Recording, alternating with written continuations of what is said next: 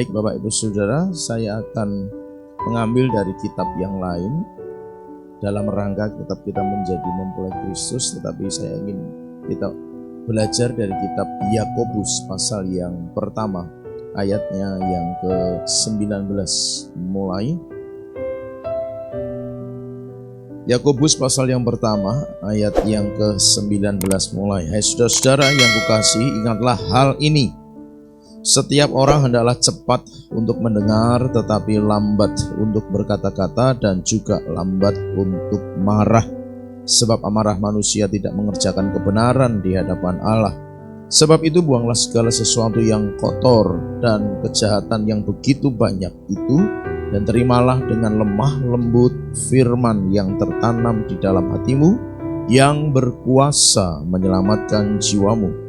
Tetapi hendaklah kamu menjadi pelaku firman dan bukan hanya pendengar saja, tetapi jika tidak demikian kamu menipu diri sendiri.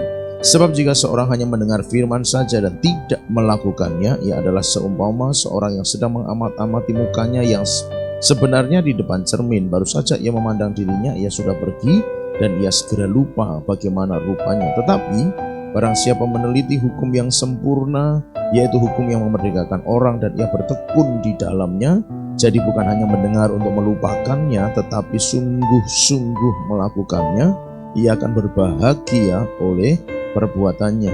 Jikalau ada seorang menganggap dirinya beribadah tetapi tidak mengekang lidahnya, ia menipu dirinya sendiri, maka sia-sialah ibadahnya. Ibadah yang murni dan yang tak bercacat di hadapan Allah Bapa kita ialah mengunjungi yatim piatu dan janda-janda dalam kesusahan mereka, dan menjaga supaya dirinya sendiri tidak dicemarkan oleh dunia. Bapak Ibu Saudara yang dikasihi oleh Tuhan, dari ayat yang sudah kita baca ini sesungguhnya mengandung begitu banyak kekayaan rohani yang bisa kita dapatkan di dalamnya. Tapi dari semua yang kita baca ini saya akan simpulkan dalam beberapa hal saja. Yang pertama, Bapak Ibu Saudara yang dikasihi oleh Tuhan, itu bicara tentang hati, menjaga hati. Di dalam ayat 19 sampai yang ke-21 itu saya simpulkan sebagai menjaga hati dalam rangka menjadi mempelai Kristus atau mempersiapkan diri menyambut kedatangan Kristus sebagai mempelai agung untuk yang kedua kali. Bapak Ibu Saudara, kita perlu hidup di dalam menjaga hati. Cepat mendengar, lambat berkata-kata. Ini tidak hanya bicara soal penggunaan panca indera manusia saja, cepat mendengar, lambat berkata-kata, tetapi juga jangan sampai cepat marah. Ini berarti dari yang didengar, jangan cepat dikatakan, jangan cepat disimpulkan dalam hati yang menyebabkan kemarahan. Sebab kemarahan manusia dikatakan tidak menghasilkan kebenaran. Maka buang kotor, semua yang jahat di dalam hatimu, tetapi terimalah dengan lemah lembut firman. Jadi konteksnya Bapak Ibu Saudara, saya simpulkan sebagai menjaga hati. Dari setiap informasi, dari setiap apapun yang diterima oleh telinga kita, kiranya itu ditahan dalam sebuah kelemah lembutan, ditahan dalam sebuah kesabaran, ditahan untuk tidak cepat bereaksi terhadap semua yang kita dengar, tetapi betul-betul diselaraskan dengan firman Tuhan. Itulah sebabnya Bapak Ibu Saudara, hati kita harus selalu terisi dengan firman Tuhan. Katakan sama-sama, firman Tuhan. Itulah sebabnya Bapak Ibu Saudara dikatakan terimalah firman itu dengan lemah lembut. Terimalah firman Tuhan itu tidak dengan emosi manusia, tidak dengan pemahaman pemikiran manusia, tapi terimalah firman Tuhan itu dengan lemah lembut, karena firman itu berkuasa menyelamatkan jiwamu. Ayat 21 tolong ditayangkan. Menyelamatkan jiwamu. Jadi Bapak Ibu Saudara yang dikasihi Tuhan, jika kemudian kita selalu, mungkin tidak selalu ya, tetapi jika kita mengalami hal di mana kita cepat bereaksi terhadap setiap apa yang kita dengar, dan reaksi itu adalah reaksi yang tidak tepat, reaksi yang salah, reaksi yang mengandung emosi, reaksi yang mengandung kedagingan manusia, maka itu hasilnya akan menjadi tidak berkenan kepada Tuhan. Maka segala hal yang kita terima itu harus betul-betul diselaraskan dengan firman Tuhan. Itulah sebabnya firman Tuhan berkata, cepat dengar, lambat ngomong, lambat marah, dan buang semua yang kotor dari hatimu. Sebaliknya, terimalah firman dengan lemah lembut di dalam hatimu, dan yang tertanam di dalam hatimu, karena firman itu berkuasa menyelamatkan jiwamu. Bapak Ibu Saudara, menjaga hati menjadi sangat penting hari-hari ini. Mengapa? Selalu saya singgung atau sering saya kutip. Satu, bahwa hendaklah kamu sempurna sama seperti Bapamu yang di surga adalah sempurna. Maka hidup kita harus benar-benar bisa kita selaraskan dengan kehendak Tuhan, menjadi pribadi yang sempurna dalam roh, jiwa, dan tubuh kita. Sekalipun semuanya tetap dalam proses dan perjuangan yang tidak mudah tentu saja. Tetapi hendaklah setiap kita dengan kerendahan hati, dengan ketundukan, ketaatan, kesetiaan. Mari sama-sama mulai benahi hati kita, mulai bersihkan hati kita dari segala apapun yang tidak berkenan kepada Tuhan. Nah, nanti Bapak Ibu Saudara bisa baca berulang-ulang di rumah untuk betul-betul bisa merenungkan.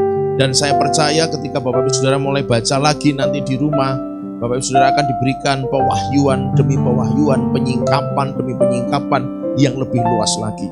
Tetapi saya simpulkan sebagai yang pertama adalah soal menjaga hati. Karena jika hati kita tidak terjaga dengan baik, firman Tuhan juga mengatakan di situlah terpancar kehidupan.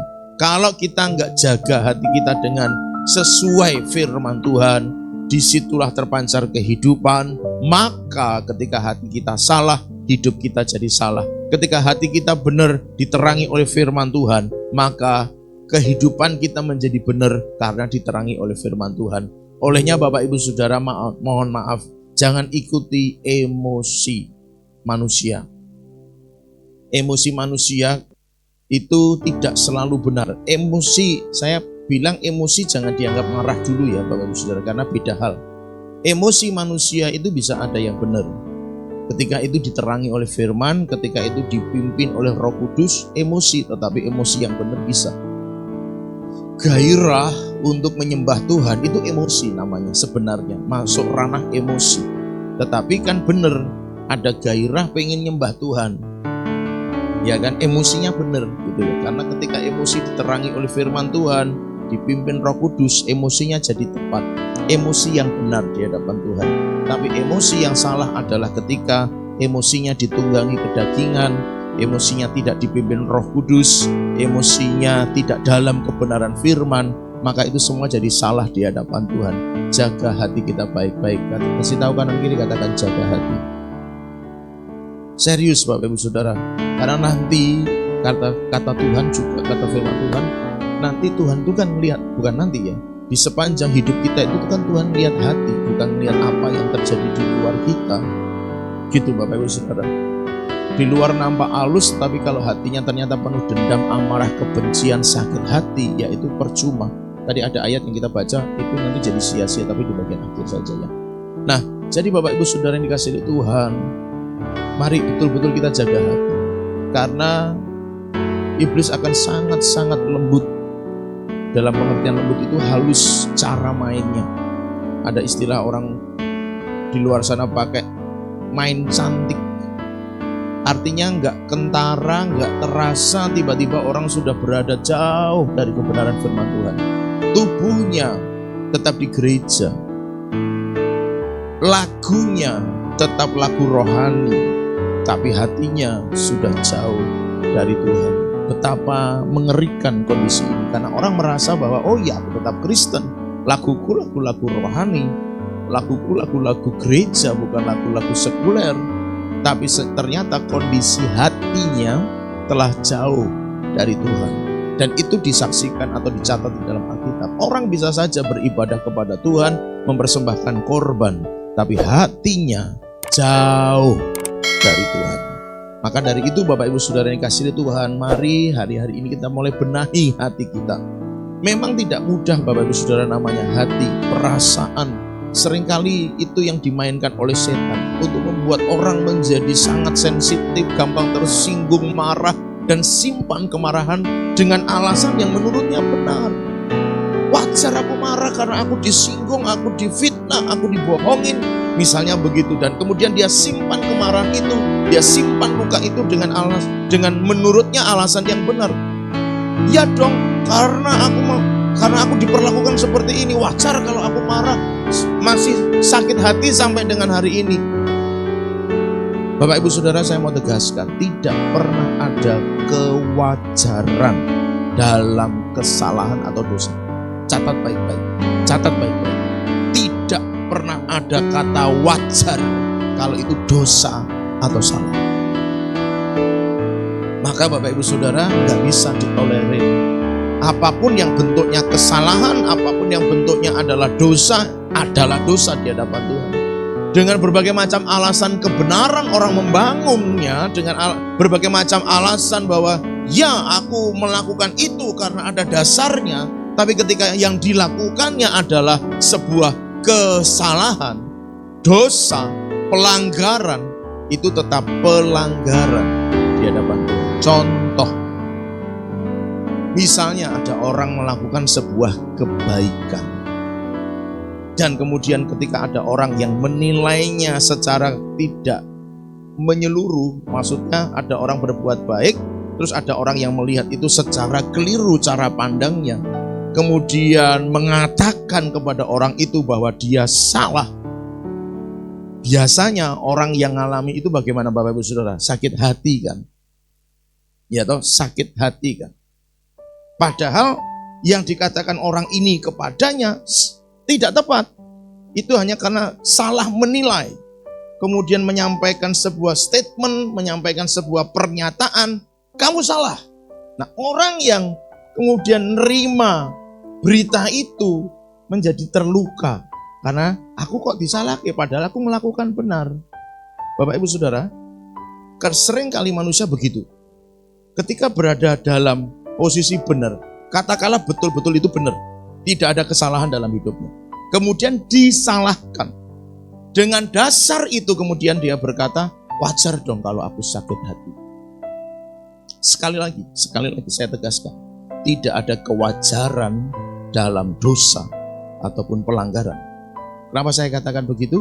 Perhatikan baik-baik sekali lagi. Orang yang dikatakan salah, sekalipun posisinya betul-betul benar, dan kemudian dia sakit hati dengan dasar itu tadi, bahwa aku kok disalahkan padahal aku benar, maka sesungguhnya dia tetap itu bukan kewajaran. Jangan dianggap wajar. Ya wajar lah Pak, namanya orang disalahkan padahal dia benar, marah, sakit hati, itu wajar. Sekali lagi, jangan pakai kata wajar hanya karena merasa itu benar. Sekalipun posisinya betul-betul benar, dia betul-betul disalahkan, tetapi orang yang disalahkan kemudian merasa benar, jadi sakit hati, itu sebenarnya tidak wajar Bapak Ibu Saudara. Kenapa? Sakit hati itu salah kok. Kata firman ya, sakit hati itu salah. Apalagi simpan kemarahan. Ayatnya berkata kalau kamu marah itu jangan sampai nunggu matahari terbenam. Artinya marah, ya wes lah seketika marah tapi ndang cepet selesai. Bukan kemarahan yang terus menerus, bertahun-tahun, berbulan lebih pendek ya, bertahun-tahun, berpuluh belas tahun. Nggak tahu bahasanya tepat atau tidak. Terus tapi dasarnya tetap aku benar Pak, tapi aku disalahkan.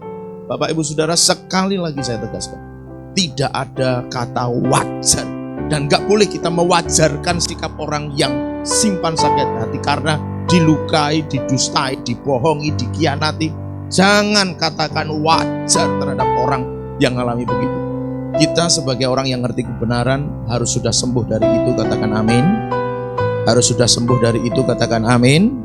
Dan sembuhkan orang lain yang sakit, katakan haleluya. Sembuhkan orang lain yang sakit. Artinya ketika kemudian dia mungkin berkeluh kesah kepada saudara, kepada kita, jangan katakan, "Yo ya, aku mengerti perasaanmu, wajar kalau kamu sakit hati." Jangan dikatakan wajar, itu artinya Anda memeteraikan dosa dia.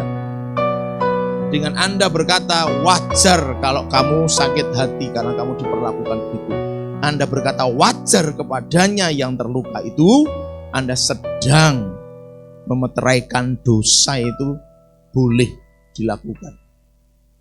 Sekali lagi saudara silakan cek, mari kita diskusi kalau saya salah. Tapi sepanjang yang saya tahu, sakit hati itu dosa menurut Alkitab. Jadi tidak ada kata wajar kepada orang yang simpan luka, simpan sakit hati, dan yang lainnya, dosa-dosa yang lainnya. Yang mengerti katakan amin.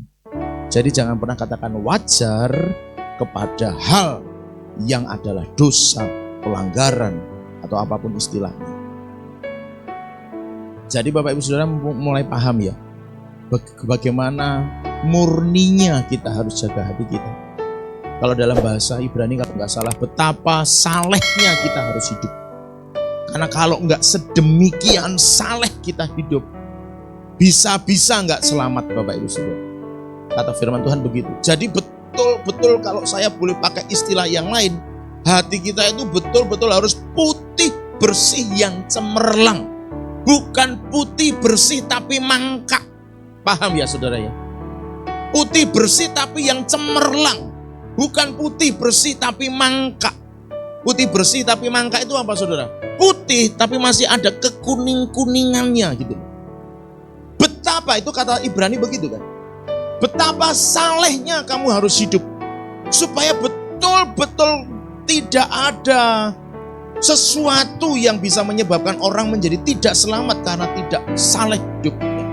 Artinya betul-betul jaga hati supaya betul-betul bersih yang cemerlang. Jangan dianggap hanya karena putih tapi masih mangkak itu kemudian orang berkata, "Ah, enggak apa-apa. Yang penting kan sudah jaga hati." Enggak. Alkitab orang benar saja hampir tidak selamat kata firman. Orang benar loh saudara dikatakan. Orang benar saja hampir tidak selamat. Apalagi mereka yang tidak benar. Apalagi mereka yang tidak jaga hati dengan sungguh-sungguh. Berbahaya sekali. Olehnya Bapak Ibu Saudara mari mulai jaga hati kita dengan sungguh-sungguh di hadapan Tuhan. Karena sangat-sangat berbahaya. Tipis sekali cara membedakan. Artinya sampai hampir mungkin orang tidak bisa membedakan lagi mana yang benar, mana yang tidak benar. Karena orang bisa masih dipakai Tuhan luar biasa. Tapi firman Tuhan kan ngomong, bukankah aku melakukan mujizat demi namamu, ngusir setan demi namamu, tapi Tuhan juga berkata, sorry aku gak kenal kamu. Kadang-kadang disitulah ranahnya setan memainkan Bapak Ibu Saudara. Orang masih dipakai Tuhan luar biasa, tapi sesungguhnya dia sudah ditolak Tuhan. Ngeri gak saudara? Ngeri loh. Loh itu yang dipakai Tuhan, diurapi Tuhan dalam bahasa kita gitu kan. Bahwa orang itu melakukan mujizat demi nama Yesus loh, dipakai Tuhan luar biasa loh. Sampai YouTube-nya aja di-upload bolak-balik dalam statusnya gitu kan. Saking bangganya dia dengan hamba Tuhan itu, karena hamba Tuhan itu banyak melakukan mujizat. Benar-benar di jalan doain orang sakit lumpuh langsung jalan kok saudara. Tapi hati-hati juga, tidak semuanya ternyata yang bisa melakukan mujizat itu diterima Tuhan kata firman. Bisa jadi nantinya di hadapan Tuhan dia ditolak. Nah, apalagi kalau kita tidak betul-betul jaga hati. Loh yang dipakai Tuhan begitu rupa saja bisa ada kemungkinan ditolak loh saudara. Apalagi kalau orang tidak jaga hati dengan sungguh-sungguh.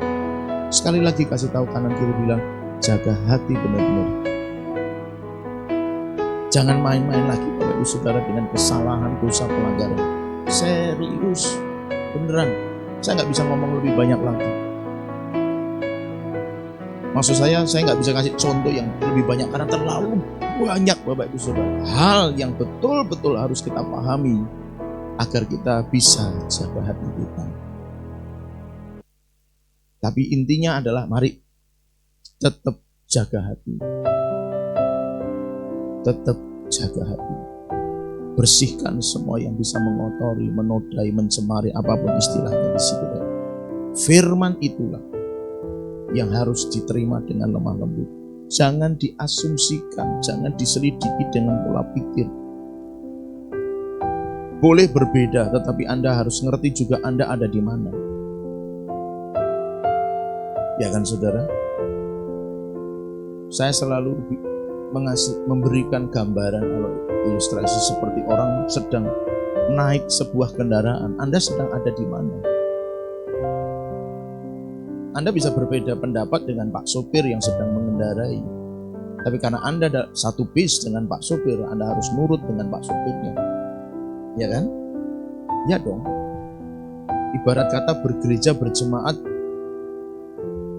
penggembalaan itu seperti itu. Ada sopir yang dipercaya Tuhan untuk membawa seluruh jemaat kemana. Ya harus ngikutin itu semua. Sekalipun mungkin punya perbedaan, tapi ya dalam konteks ketaatan ketundukan harus ikut. Kalau enggak ya, kalau saya ibaratkan dengan perahu yang mendayung, satu berhenti mendayung hanya karena merasa berbeda pendapat, kemudian dia berhenti mendayung, ya selesai. Selesai kapal itu berlabuh. Selesai kapal itu tidak akan pernah mencapai tujuan dengan sempurna seperti yang Tuhan harapkan. Jadi maka saya harapkan Bapak Ibu Saudara ngerti, memahami prinsip-prinsip itu. Sekalipun mungkin ada banyak begitu rupa di luar sana yang memberikan pengajaran dan demi pengajaran. Tapi prinsip dalam penggembalaan juga harus jelas. Maka disitulah yang saya bilang, betul-betul harus ngerti firman, kebenaran hati yang terjaga dengan firman. Yang berikutnya Bapak Ibu Saudara, ayat 23 tadi sampai yang ke-25. Nah, jika seorang mendengar saja tapi tidak melakukannya, itu sama seperti orang yang berada di cermin, habis memandang, pergi terus sudah lupa, gitu ya. Nah, Bapak Ibu Saudara, yang kedua adalah pelaku firman. Yang pertama adalah jaga hati, yang kedua adalah jadi pelaku firman. Jangan cuma dengar dan kemudian dilupakan, tetapi dengar dan dilakukan. Bahkan ayat 25 saya ulang baca ya. Tetapi barang siapa meneliti hukum yang sempurna, yaitu firman Tuhan, yaitu hukum, firman Tuhan itu hukum yang memerdekakan orang dan bertekun di dalamnya. Jadi tidak hanya sekedar melakukan sekali, 2 kali, 3 kali, 4 kali, 10 kali, 100 kali, 1000 kali, 2000 kali, 10.000 kali, tapi betul-betul bertekun di dalamnya. Jadi bukan hanya mendengar untuk melupakannya. Dengar hari ini pulang udah lupa. Tapi sungguh-sungguh dikatakan oleh firman Tuhan pakai kata itu, sungguh-sungguh melakukannya. Melakukan firman, pelaku firman, bukan pendengar saja, pelaku firman. Ia akan berbahagia oleh perbuatannya. Seringkali kita sudah diajarin untuk yuk mengasihi, mengampuni, yuk tunduk, taat, setia, yuk korban, menabur, dan lain sebagainya. Sudah begitu banyak firman yang disampaikan. Yuk bangun kota bersama-sama, yuk sepakat, yuk nyembah Tuhan, yuk muji Tuhan, dan seterusnya, dan seterusnya. Tetapi dari semua yang sudah kita dengar, sudahkah kita dengan sungguh-sungguh melakukannya, sungguh-sungguh bertekun di dalamnya? Maka tidak hanya menjadi pendengar saja. Sekali lagi, itu ada kaitannya dengan jaga hati. Beneran Bapak Ibu Saudara, tadi sudah saya singgung contohnya, gitu kan? Firman, katakanlah saya ulang kembali contohnya. Firman sudah disampaikan, yuk miliki kasih, saling melayani. Melayani berarti prinsipnya melayani, bukan pengen dilayani, melayani. Punya kasih dan pengampunan. Tapi ada berapa banyak orang Kristen yang masih tahan pengampunan itu, maksudnya belum bisa ngampunin. Secara itu artinya kan belum jadi pelaku firman kan. Tapi ada orang yang merasa bahwa kekristenannya tetap baik-baik saja ketika itu masih terjadi dalam hidupnya. Bapak Ibu Saudara, mari dengan sungguh-sungguh mulai belajar mengerti. Tidak usah dan tidak perlu lagi melihat orang lain. Ah, ini firman ini cocok buat dia ini. Ini firman Tuhan cocok buat dia ini. Wah, firman Tuhan ini berbicara kepadanya ini. wah ini firman Tuhan ngomong buat dia nih. Tetapi nggak pernah, Tuhan ampuni aku karena ternyata aku hari ini dikasih tahu Tuhan untuk aku belajar melakukan firman. Berarti selama ini aku belum melakukan firman. Gitu sudah. Belajar menerimanya seperti itu. Jadi masing-masing firman itu datang kepada masing-masing pribadi untuk masing-masing orang, tidak untuk orang lain. Cara memahami, cara menyikapinya begitu. Kalau masih ada orang bilang, kae kesindir kae, oh simpe kae firman Tuhan ngampleng kae mesti. Kalau masih modelnya begitu Bapak Ibu Saudara, gak akan jadi pelaku firman. Karena dia ngerasa itu tidak untuk dirinya. Atau dia mulai membangun benteng dengan hal-hal yang dia anggap berbeda. Enggak kayak gitu enggak seperti itu enggak yang enggak bisa kayak begitu dong. Misalnya kayak begitu Bapak Ibu Saudara. Semuanya disanggah. Ya semuanya merasa tidak sesuai. Itu tidak akan pernah jadi pelaku firman. Karena bagaimanapun namanya firman itu punya otoritas berkuasa menyelamatkan, maka setiap pribadi yang menerima firman harus belajar menerima dengan lemah lembut tadi. Ya, aku harus jadi pelaku firman. Ini firman Tuhan datang padaku. Tidak perlu berpikir tentang orang lain. Ini firman datang padaku. Maka aku diingatkan. Kalau aku sudah melakukannya, aku diingatkan untuk lebih lagi melakukannya. Kalau ternyata memang ada kekeliruan, oh ternyata aku salah, Tuhan menegur aku lewat firman ini. Dan seterusnya. Bapak Ibu Saudara yang dikasihi Tuhan, menjadi pelaku firman itu tidak mudah juga. Kenapa? Karena kalau orang Kristen semuanya melakukan firman, itu artinya mereka semua orang Kristen hidup dalam ketaatan. Saat orang Kristen hidup dalam ketaatan, setan tidak punya kesempatan untuk menghancurkannya. Maka yang dihalang-halangi setan ketika orang Kristen mencoba untuk mendengar firman Tuhan adalah menutup telinganya, menutup pikirannya, menutup hatinya dari firman itu sendiri dengan berbagai macam cara. Sementara dengan firman Tuhan, kebetulan Alkitabnya ada di HP sucinya, begitu kan saudara, notifikasinya keluar, Pak besok tolong kerjakan ini ya Pak, tendernya menang 3 triliun. Wah apa ini?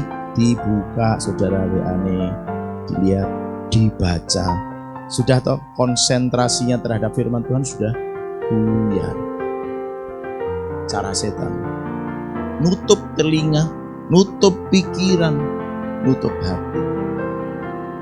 Notifikasinya keluar kelunding, karepmu piye ya? Sing ketok kan ngono tok kalimatnya, karepmu piye?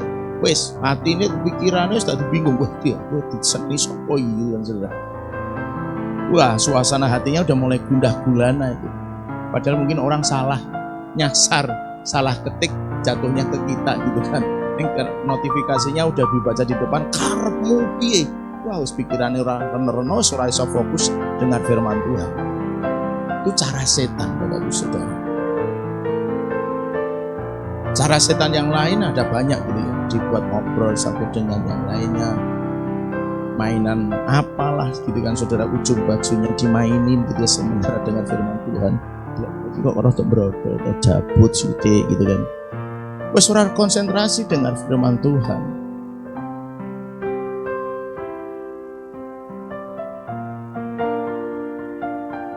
Ada banyak Bapak Ibu Saudara cara yang iblis pakai untuk menutup telinga, pikiran, dan hati untuk bisa dengar firman, terima firman, dan lakukan firman.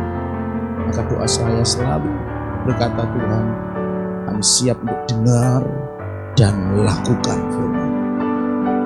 Karena ada banyak orang fenomenanya cuma bisa dengar, bahkan maaf bicara, jangan-jangan boro-boro melakukannya. Dengar firman, besok minggu aja ditanya, kemarin firman minggu lalu apa ya?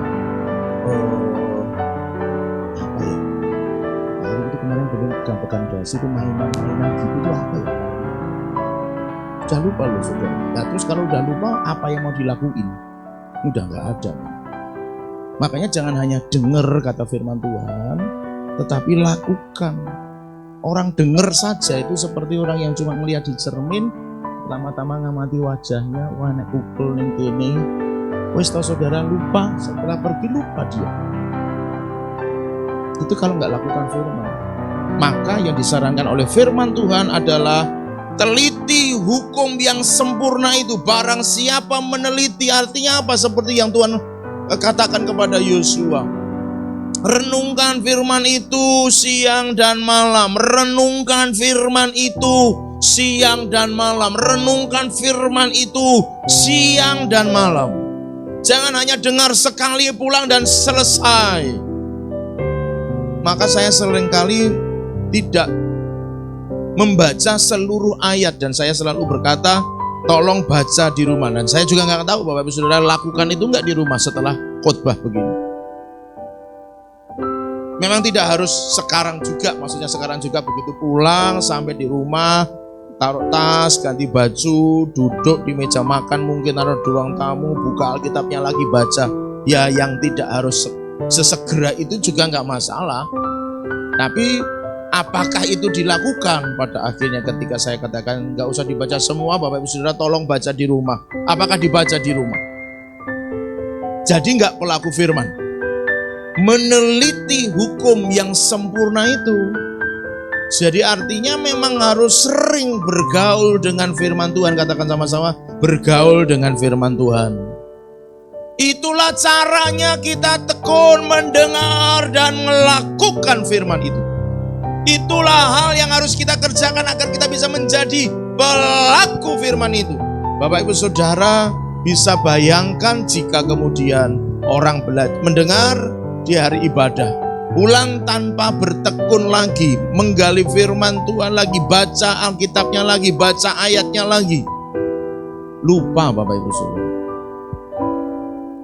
Mohon maaf untuk yang mungkin sekolahnya dulu masih sekolah rakyat, tapi yang sudah berjudul SD, SMP, SMA dan seterusnya, pasti pernah namanya belajar bahasa lain kan?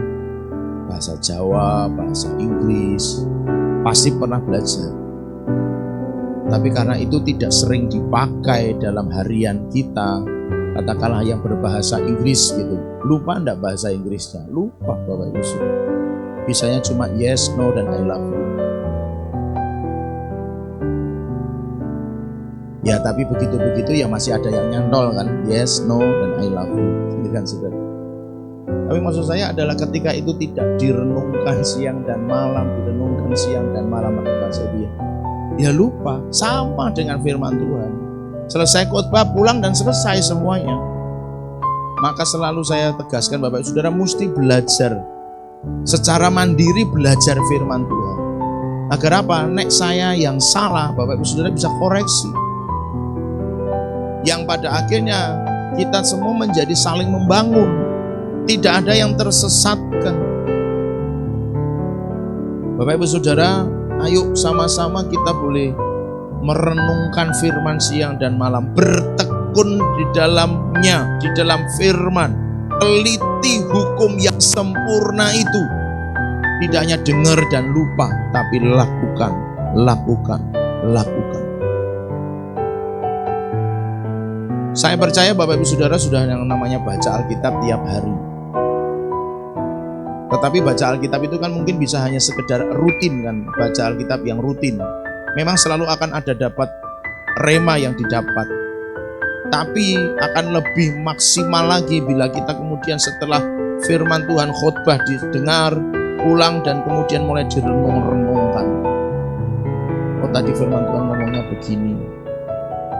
Tadi firman Tuhan menyarankan begini, melarang begini, memerintahkan begini, melakukan ini, dan sebagainya.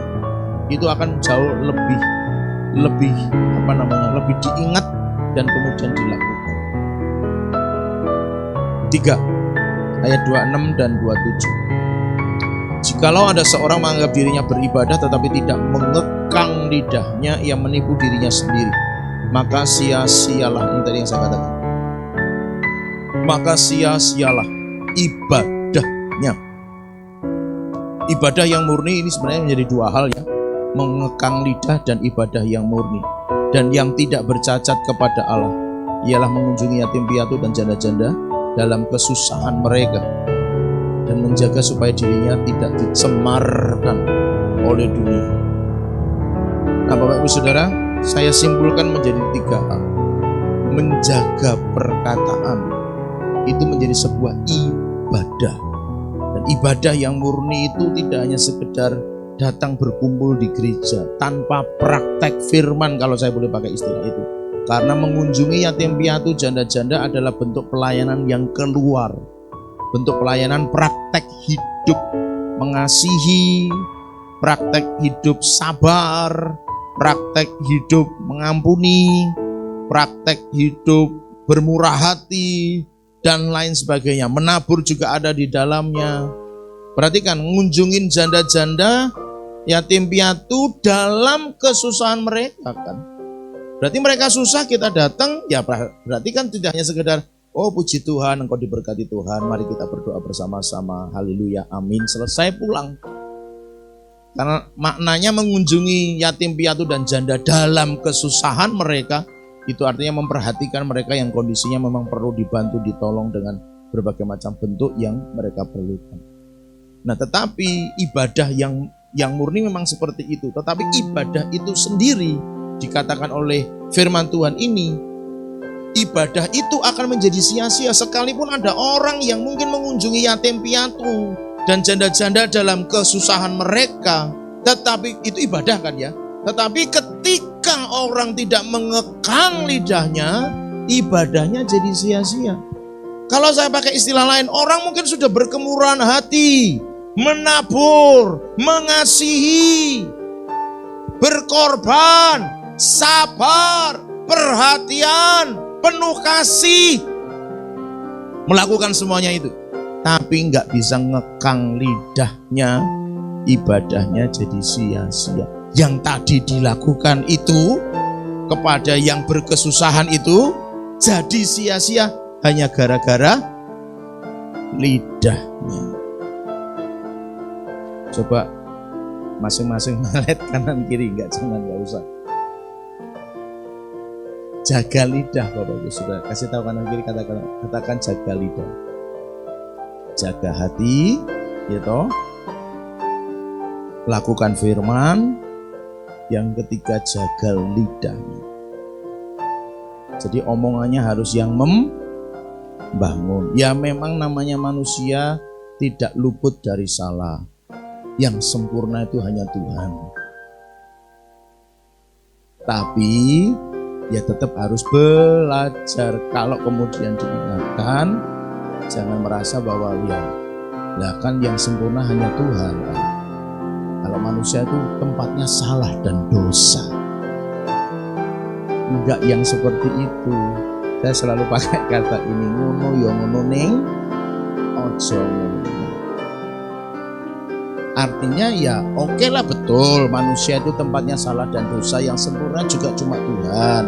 Tapi ya bukan berarti kemudian semacam membangun sebuah pembenaran dalam kesalahan itu, Bapak Ibu Saudara. Dan juga sebagai manusia, setiap orang bisa punya salah, betul? Setiap orang bisa punya kesalahan. Lalu apakah kita akan menuntut kesempurnaan dari seseorang? Tidak bisa. Dan kalau saya boleh bahasakan, tidak boleh menuntut kesempurnaan dari seseorang, sekalipun memang orang itu sebenarnya mungkin harus jadi teladan yang sempurna bagi dirinya. Kenapa? Ingatlah bahwa setiap manusia pasti bisa bikin kesalahan. Nah, kalau kita menuntut kesempurnaan dari seseorang, yang namanya Anda harus sempurna, namanya Anda harus gak boleh salah, misalnya begitu. Kalau kita semua menuntut kesempurnaan dari orang lain, bukankah kita juga bisa salah? Bukankah kalau dituntut kesempurnaan, kita pun dituntut kesempurnaan oleh Tuhan, sepadan dengan tuntutan kita kepada orang lain. Kita minta orang lain 10, kita harus bisa 10, Bapak Ibu Saudara. Terlepas dari semua bentuk posisi kedudukan seseorang. Kalau kita nuntut orang lain bisa sempurna 10, kita harus bisa 10. Tapi catat baik-baik, andai kata kita sudah bisa 10, kita nggak boleh nuntut orang sempurna 10. Karena itu artinya kita sombong. Artinya kita tidak punya kerendahan hati untuk melayani. Ada firman Tuhan berkatakan gitu. Kamu yang, saya kurang tahu ayatnya, kalimatnya. Kamu yang tidak dipakai kata dewasa sih. Kamu yang katakanlah sempurna gitu aja ya. Saya agak lupa ayatnya, nanti saya cari. Kamu yang sempurna harus bisa menolong mereka yang tidak sempurna. Oh, yang kuat kalau nggak salah. Kamu yang kuat harus bisa menolong yang lemah. Maka kalau aku sudah sempurna 10, gak boleh nuntut 10 dari orang hanya merasa aku bisa loh. Faktanya aku bisa, 10 bisa aku. Ya kamu harus bisa 10, gak boleh Bapak Ibu Saudara. Yang kuat nolong yang lemah. Itu prinsip kebenaran yang diajarkan. Jadi memang gak bisa dalam posisi apapun, kedudukan apapun, dan alasan apapun untuk menuntut seseorang sempurna 10. Kenapa? Manusia tetap bisa punya salah. Oke, sekarang terlepas dari manusia. Misal Tuhan nuntut kita 10, kita nggak bisa 10. Apa yang kita lakukan sama Tuhan? Bukankah pada akhirnya kita berkata, Tuhan ampuni aku ya, aku belum bisa sempurna 10 seperti yang kuharapkan. Lalu kenapa meminta orang lain, menuntut orang lain sempurna 10? Bapak Ibu Saudara, kita itu sifat kita, eklesia, gereja itu sifatnya adalah Kisah Rasul 2 dan Kisah Rasul pasal 4. Saling mendoakan, memecahkan roti bersama, berkumpul bersama. Itu sifat gereja, itu naluri gereja, itu DNA gereja. DNA itu sel pembentuk. Apa sih DNA ya? Bahasa. DNA itu adalah sel bentukan manusia. Saya pakai istilah itu saja, mungkin Bapak Ibu Saudara agak susah memahami. Tapi DNA manusia itu akan lahir kepada keturunan-keturunan itu sama. Nah, DNA gereja, sel pembentuk, istilahnya begitu ya secara rohani, sel pembentuk gereja, tubuh Kristus. Nah, itu harusnya sama. Anak saya DNA-nya pasti cocok dengan saya, itu maksudnya. Kita tubuh Kristus, Kristusnya sama, harusnya karakter gerejanya jadi sama. Nilainya harusnya sama. Karena DNA-nya sama. Ini bahasa rohani ya. Dari Kristus. Kristus yang ibarat kata dalam bahasa ini melahirkan gerejanya. Harusnya DNA-nya sama dengan Kristus. Kalau ada gereja kok bisa beda dengan pengajaran yang Kristus lakukan, yaitu nggak tahu DNA siapa yang dipakai. Kenapa demikian? Semua gereja mengakui dalam imannya masing-masing bahwa perjamuan kudus adalah tubuh dan darah Kristus. Semua gereja mengakui. Maka artinya DNA gereja harusnya sama dengan Kristus. Kalau Kristusnya mengasihi, gereja harus mengasihi. Kalau Kristusnya mengampuni, gereja harus mengampuni. Kalau Kristus itu rela berkorban melayani, gereja harus rela berkorban dan melayani. Kok ada gereja yang pengen diperlakukan berbeda, DNA-nya jelas bukan Kristus.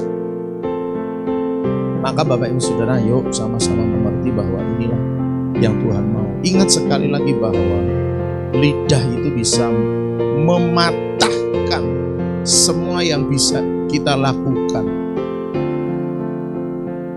Mengunjungi yang dalam kesusahan akan menjadi sia-sia. Semua yang dilakukan akan menjadi sia-sia hanya karena lidahnya yang tidak dijaga. Maka hati-hatilah di dalam berkata-kata. Firman Tuhan katakan, kalau hatimu baik, yang keluar adalah baik. Kalau hatimu itu air bersih, yang keluar adalah air bersih. Kalau yang di luar ini comberan, maka pasti di dalam hatinya adalah comberan. Lalu dari kemana karya Kristus yang setiap bulan dirayakan atau diperingati dalam perjamuan kudus? Kemudian diingatkan bagaimana karya Kristus, bagaimana dosa telah diampuni, hidup kita telah disucikan. Kok masih comberan, masih comberan, masih comberan? Harusnya kan sudah berubah. Mulut yang memberkati, maka sebenarnya tidak ada kata-kata kutuk keluar, kata-kata negatif keluar, apabila hatinya telah diubahkan oleh Tuhan. Maka kalau ada seorang yang kata-katanya masih negatif, masih nada menghakimi, masih penuh dengan kemarahan, dengki, benci, itu artinya hatinya masih perlu diperbaharui. Katakan sama-sama, Tuhan, aku rela diperbaharui. Sekali lagi dengan lebih tegas, Tuhan, aku rela diperbaharui. Bapak Ibu Saudara, yuk, hati-hati, hati-hati. Di budaya timur itu ada etika dalam berbicara. Nah, cuma persoalannya memang sekarang ini agak sulitnya itu kan orang bisa berbicara lewat media sosial tanpa suara, bahasanya tulisan. Maka karena tulisan itu tidak punya nada suara, nada bicara, Bapak Ibu Saudara harus lengkap dalam menuliskan, belajar maksud saya, kita semua belajar termasuk saya, belajar beretika yang baik dalam berbahasa tulisan. Mas Yepi, sesuk tak jak lu mau macul ya, jawabnya ye. Balasnya itu Saudara. Ye itu artinya apa? Ya.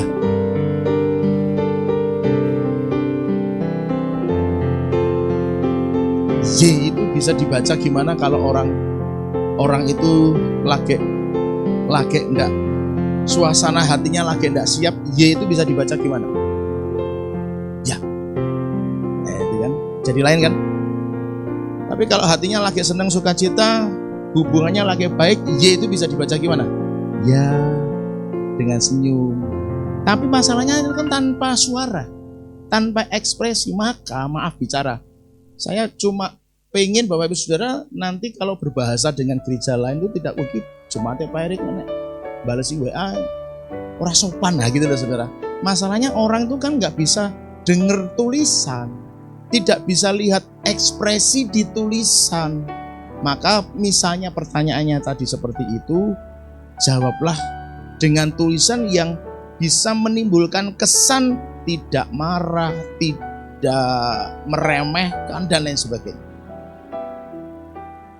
Maka ya jangan jawab Y begitu. Jawabnya, oh iya Pak, siap, nanti saya bersedia. Misalnya seperti atau kalimat yang lain. Intinya jangan sampai orang terkesan membaca tulisan saudara itu jadi iki wong ki nesu piye gitu kan Saudara. Gitu loh Saudara. Ya ini mungkin sedikit agak berbelok dari pelajaran kita ya. Tapi kaitannya dengan ngomong tadi kan ada etika dalam berbahasa. Gitu loh Saudara. Dan itu pasti akan masuk di dalamnya, maksudnya masuk suasana hati kita terhadap orang yang sedang nge-WA kita kayak apa, itu akan pada akhirnya akan katut di situ. Nah, itulah sebabnya Bapak Ibu Saudara tadi saya katakan di awal, jaga hatinya. Harus benar-benar murni, tulus, suci, benar.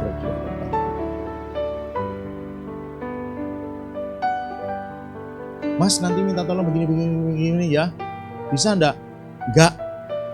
Jawabnya enggak gitu. Pemenang G enggak. Orang kan bisa membaca iki nesu, rasopan, kurang ajar, tapi mungkin buat sebagian orang itu biasa saja. Nah, maka belajarlah menulis balasan itu sesuai dengan yang diharapkan. Sering-seringlah membaca notifikasi, apalagi itu kalau di grup apapun itu Bapak Ibu Saudara. Jangan terkesan jemaat GBS Karanganyar itu rembukan randa bales-bales gitu kan, padahal selak dinteni wong akeh misalnya seperti itu. Nah kula niku kathah urusane nggih kathah pancen kula ngertos urusan jenengan kathah banget ngumpuli Pak Presiden. Tapi karena Anda ada di grup RT lah, grup PKK lah, grup apalah. Apalagi kalau itu sedang membahas sesuatu, Bapak Ibu mungkin anu nggih ten grup mawon nggih anune nggih. Nah, Bapak Ibu Saudara notif itu maksudnya cermati terus, bukai terus notifikasi supaya kalau itu memang ada pertanyaan dan lain sebagainya bisa dijawab. Jadi mohon maaf kalau sekejap ada respon Bapak Ibu Saudaranya.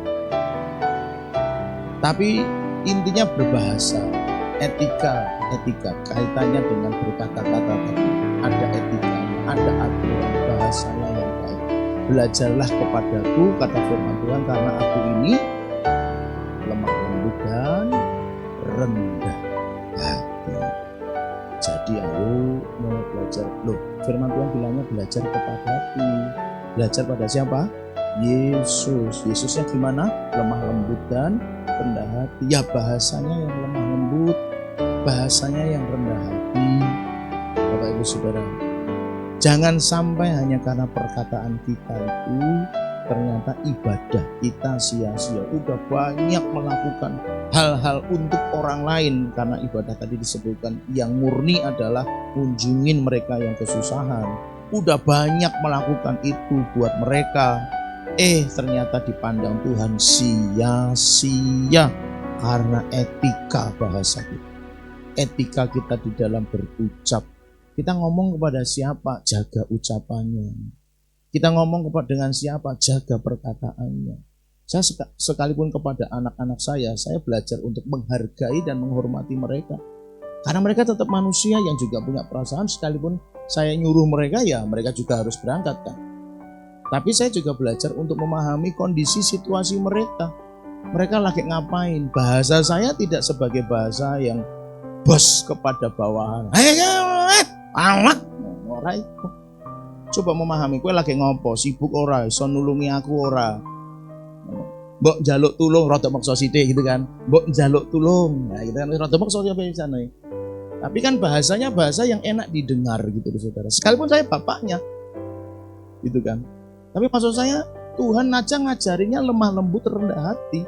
Ya aku harus belajar lemah lembut dan rendah hati kepada siapapun. Ya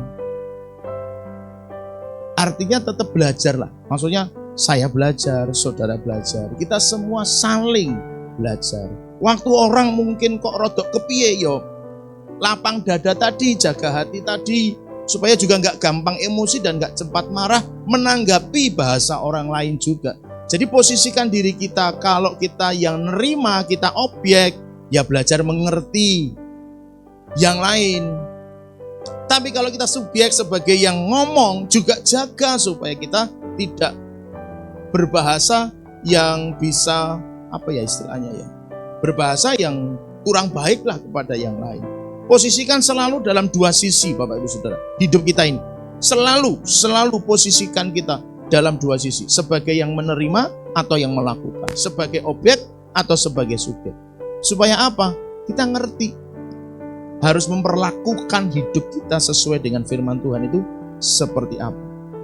Nah, terakhir adalah jaga supaya dirinya sendiri tidak dicemarkan. Nah, saya menganggap itu menjadi hal-hal yang berbeda. Tetapi pada akhirnya saya menemukan bahwa kenapa di bagian akhir dari rangkaian Yakobus membahas tentang jaga lidah dan kaitannya dengan ibadah seolah-olah itu dua hal yang terpisah. Ternyata memang tidak, Bapak Ibu Saudara yang dikasihi oleh Tuhan. Kenapa? Lidah itu bisa mencemari. Dan firman Tuhan katakan, jaga supaya dirinya sendiri tidak dicemarkan oleh dunia. Ingat, dunia hari ini, kata-katanya itu, lidahnya itu sembarangan. Penuh dengan sumpah serapah, omong kosong yang tidak ada artinya. Anak-anak Tuhan, CSK Family, dengar baik-baik. Kalau dunia melakukannya dan itu dianggap biasa karena itu sudah banyak sekali beredar di media sosial. Hampir semua ngomong itu selalu dengan kata-kata yang tidak ada artinya, sembrono dan sumpah serapah. Tapi gereja harus jaga diri dari perkataan-perkataan dunia yang tidak membangun. Salami kanan kiri, katakan, kita siap lakukan firman Tuhan. Amin. Maka jangan sampai nek sing sepuh-sepuh jarang bermedia sosial mungkin tidak terlalu paham, tapi juga saya nggak bisa ngomong di sini. Tapi anak-anak muda saya pesan baik-baik, jogonen omonganmu. Kalau yang dunia biasa menggunakan kata-kata itu, Anda tidak boleh pakai. Di WA sekalipun juga nggak boleh pakai. Pak, kan nggak ngomong, cuma ngetik. Nggak boleh juga, sama saja. Hati-hati. Kata-kata yang itu, lidah yang seperti itu biasa dipakai oleh dunia. Jangan dicemari. Karena itu akan bisa membuat hidup seseorang menjadi tidak selamat pada akhirnya nanti. Kita nggak tahu, tapi jelas karena itu kata-kata yang tidak membangun, yang tidak sesuai firman Tuhan, akan sangat besar kemungkinannya membawa seseorang. Tadi saya bilang di awal bahwa mereka yang melakukan mujizat saja bisa ditolak, apalagi nggak pernah melakukan mujizat dan omongannya ternyata malah haleluya. Nah itu kan berarti malah semakin kemungkinan nggak selamatnya besar kan. Gitu loh saudara. Jadi mari mulai belajar hati-hati. Mungkin agak sedikit aneh, tetapi buat saya itu sangat-sangat penting untuk kita bisa perhatikan dan lakukan. Misal saudara Bapak Ibu belanja ke warung, ke pasar yang dimana banyak orang di sana. Kemudian sementara Anda belanja atau apalah misalnya, ada orang sedang ngomong sesuatu yang negatif. Bukan tentang Anda, bukan tentang sesuatu siapapun yang berkaitan dengan hidup Anda.